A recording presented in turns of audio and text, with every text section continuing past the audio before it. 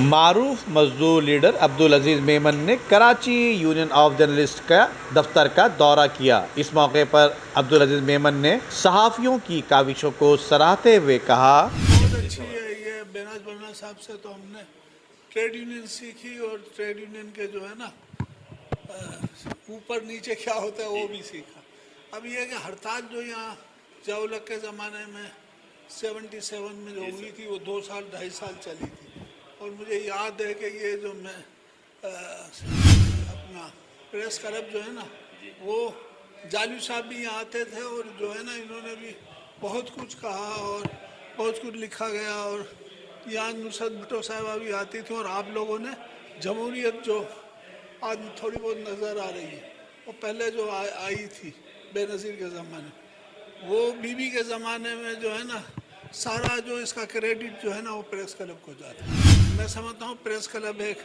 بہت بڑا ادارہ جمہوریت کے لیے ہے، اور خاص کر بیناز برنا اور یہ JU وہ تو بہت ہی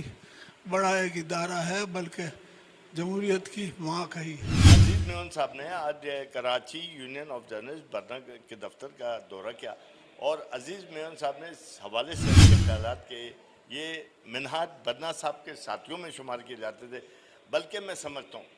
کہ جتنی بھی جمہوری جدوجہد ہوئی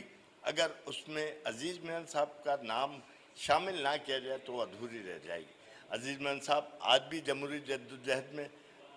کا سفر جاری رکھے ہوئے ہیں، بلکہ سماجی خدمت کر رہے ہیں، اور ہم انہیں اس بات کی یقین دہانی کرواتے ہیں کہ جہاں ہماری ضرورت پڑی ہم عزیز میمن صاحب کے شانہ بشانہ کھڑے ہوں۔ موجودہ حکومت ہو یا کوئی اور دور، ہر دور میں میڈیا میں کام کرنے والے ہر شخص ان کے مسائل کو اجاگر کیا جاتا ہے، لیکن آج میڈیا میں کام کرنے والے خطرناک حد تک خاموشی سے زندگی گزارنے پر مجبور ہیں۔ ان کی آواز بننے والا کوئی نظر نہیں آتا۔ Amjad Iqbal, M7 news, Karachi.